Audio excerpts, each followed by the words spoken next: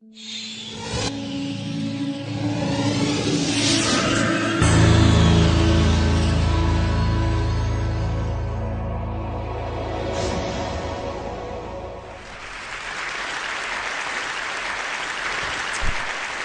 I want to talk today about money and happiness, which are two things that a lot of us spend a lot of our time thinking about, either trying to earn them or trying to increase them. And a lot of us resonate with this phrase, so we see it in religions and self-help books, that money can't buy happiness. And I want to suggest today that in fact that's wrong, and that I'm at a business school, so that's what we do, so that's wrong. And in fact, if you think that, you're actually just not spending it right, so that instead of spending it the way you usually spend it, maybe if you spent it differently, that might work a little bit better. And before I tell you the ways that you can spend it that will make you happier, let's think about the ways we usually spend it that don't, in fact, make us happier. We had a little natural experiment. So CNN a little while ago wrote this interesting article on what happens to people when they win the lottery. It turns out people think when they win the lottery their lives are going to be amazing. This article is about how their lives get ruined. So what happens when people win the lottery is, number one, they spend all the money and go into debt. And number two, all of their friends and everyone they've ever met find them and bug them for money. And it ruins their social relationships, in fact. So they have more debt and worse friendships than they had before they won the lottery. What was interesting about the article was people started commenting on the article, readers of the thing. And instead of talking about how it had made them realize that money doesn't lead to happiness, everyone instantly started saying, you know what I would do if I won the lottery? And fantasizing about what they do. And here's just two of the ones that we saw that are just really interesting to think about. One person wrote in, when I win, I'm going to buy my own little mountain and have a little house on top.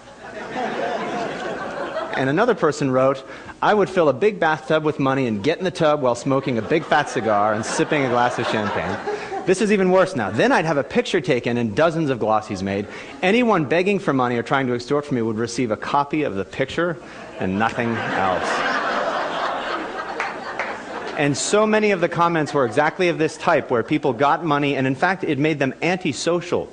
So I told you that it ruins people's lives and that their friends bug them. It also, money often makes us feel very selfish, and we do things only for ourselves.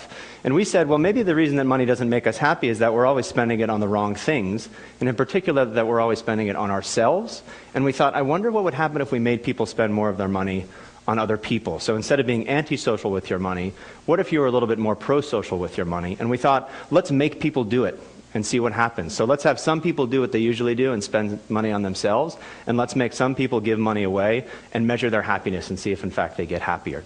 So the first way that we did this, on one Vancouver morning, we went out on the campus at University of British Columbia, and we approached people and said, do you want to be in an experiment? And they said yes. We asked them how happy they were, and then we gave them an envelope. And one of the envelopes had things in it that said, by 5 p.m. today, spend this money on yourself. So we gave some examples of what you could spend it on. Other people in the morning got a slip of paper that said, by 5 p.m. today, spend this money on somebody else. Also inside the envelope was money, and we manipulated how much money we gave them. So some people got this slip of paper and $5. Some people got this slip of paper and $20. We let them go about their day. They did whatever they wanted to do. We found out that they did in fact spend it in the way that we asked them to. We called them up at night and asked them, what'd you spend it on, and how happy do you feel now? What did they spend it on? Well, these are college undergrads, so a lot of what they spent it on for themselves was things like earrings and makeup. One woman said she bought a stuffed animal for her niece. People gave money to homeless people. Huge effect here of Starbucks. So if you give undergraduates $5, it looks like coffee to them, and they run over to Starbucks and spend it as fast as they can. But some people bought a coffee for themselves the way they usually would, but other people said that they bought a coffee for somebody else. So the very same purchase, just targeted toward yourself or targeted toward somebody else. What did we find when we called them back at the end of the day? People who spent money on other people got happier. People who spent money on themselves, nothing happened. It didn't make them less happy, it just didn't do much for them. And the other thing we saw is that the amount of money doesn't matter that much. So people thought that $20 would be way better than $5. In fact, it doesn't matter how much money you spent. What really matters is that you spent it on somebody else rather than on yourself. We see this again and again when we give people money to spend on other people instead of on themselves. Of course, these are undergraduates in Canada, not the world's most representative population. They're also fairly wealthy and affluent and all these other sorts of things. We wanted to see if this holds true everywhere in the world or just among wealthy countries. So we went, in fact, to Uganda. and ran a very similar experiment. So imagine instead of just people Canada, we say, name the last time you spent money on yourself or other people, describe it, how happy did it make you? Or in Uganda, name the last time you spent money on yourself or other people and describe that. And then we ask them how happy they are. Again, and what we see is sort of amazing because there's human universals on what you do with your money and then real cultural differences on what you do as well. So for example, one guy from Uganda says this. He says, I called a girl I wish to love. We basically went out on a date, and he says at the end that he didn't achieve her up till now. Here's a guy from Canada. Very similar thing. I took my girlfriend out for dinner. We went to a movie. We left early, and then went back to her room for only cake. Just cake only. Human universal. So you spend money on other people, you're being nice to them. Maybe you have something in mind, maybe not. But then we see extraordinary differences. So look at these two. This is a woman from Canada. We say, name a time you spent money on somebody else. She says, I bought a present for my mom. I drove to the mall in my car, bought a present, gave it to my mom. Perfectly nice thing to do. It's good to get gifts for people that you know. Compare that to this woman from Uganda. I was walking and met a longtime friend whose son was sick with malaria. They had no money. They went to a clinic. And I gave her this money. This isn't $10,000, it's the local currency. So it's a very small amount of money, in fact, but enormously different motivations here. This is a real medical need, literally a life-saving donation. Above, it's just kind of, bought a gift for my mother. What we see again, though, is that the specific way that you spend on other people isn't nearly as important as the fact that you spend on other people in order to make yourself happy, which is really quite important. So you don't have to do amazing things with your money to make yourself happy. You can do small, trivial things and yet still get these benefits from doing this. These are only 2 countries. We also wanted to go even broader and look at every country in the world, if we could, to see what the relationship is between money and happiness. We got data from the Gallup organization, which you know from all the political polls that have been happening lately.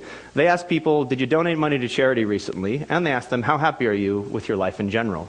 And we can see what the relationship is between those 2 things. Are they positively correlated? Giving money makes you happy, or are they negatively correlated? On this map, green will mean they're positively correlated, and red means they're negatively correlated. And you can see the world is crazily green. So in almost every country in the world where we have this data, people who give money to charity are happier people than people who don't give money to charity. I know you're all looking at that red country in the middle. I would be a jerk and not tell you what it is, but in fact it's Central African Republic. You can make up stories. Maybe it's different there for some reason or another. Just below that to the right is Rwanda, though, which is amazingly green.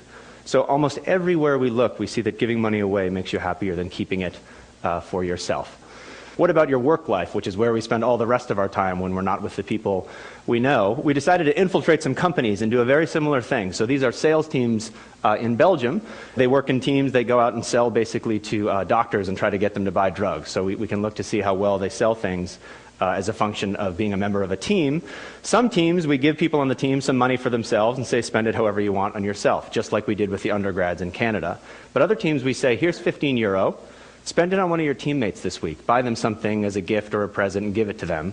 And then we can see, now we've got teams that spend on themselves, and we've got these pro-social teams who we give money to make the team a little bit better. The reason I have a ridiculous piñata there is one of the teams pulled their money and bought a piñata, and they all got around and smashed the piñata, and all the candy fell out and things like that. A very silly, trivial thing to do, but think of the difference on a team that didn't do that at all, that got €15, put it in their pocket, maybe bought themselves a coffee, or teams that had this pro-social experience where they all bonded together to buy something and do a group activity. What we see is that, in fact, the teams that are pro-social sell more stuff than the teams that only got money for themselves. And one way to think about it is, for every €15 you give people for themselves, they put it in their pocket, they don't do anything different than they did before, you don't get any money from that. You actually lose money because it doesn't motivate them to perform any better. But when you give them €15 to spend on their teammates, they do so much better on their teams that you actually get a huge win on investing this kind of money. And I realize that you're probably thinking to yourselves, this is all fine, but there's a context that's incredibly important for public policy, and I can't imagine it would work there. And basically, if he doesn't show me that it works here, I don't believe anything he said. And I know that what you're all thinking about are dodgeball teams. This was a huge criticism that we got, to say, if you can't show with dodgeball teams, this is all stupid. So we went out and found these dodgeball teams and infiltrated them, and we did the exact same thing as before. So some teams we give people on the team money, they spend it on themselves. Other teams we give them money to spend on their dodgeball teammates.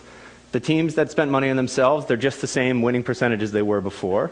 The teams that we give them money to spend on each other, they become different teams, and in fact they dominate the league by the time they're done. Across all of these different contexts, your personal life, your work life, even silly things like intramural sports, we see spending on other people has a bigger return for you than spending on yourself. And so I'll just say, I think if you think money can't buy happiness, you're not spending it right. The implication is not, you should buy this product instead of that product, and that's the way to make yourself happier. It's in fact that you should stop thinking about which product to buy for yourself and try giving some of it to other people instead. And we luckily have an opportunity for you. DonorsChoose.org is a nonprofit for mainly public school teachers in low-income schools. They post projects, so they say, I want to teach Huckleberry Finn to my class and we don't have the books. Or I want a microscope to teach my students science and we don't have a microscope. You and I can go on and buy it for them. The teacher writes you a thank you note. The kids write you a thank you note. Sometimes they send you pictures of them using the microscope. It's an extraordinary thing. Go to the website and start yourself on the process of thinking, again, less about how can I spend money on myself and more about if I've got $5 or $15, what can I do to benefit other people? Because ultimately when you do that, you'll find out you'll benefit yourself much more. Thank you.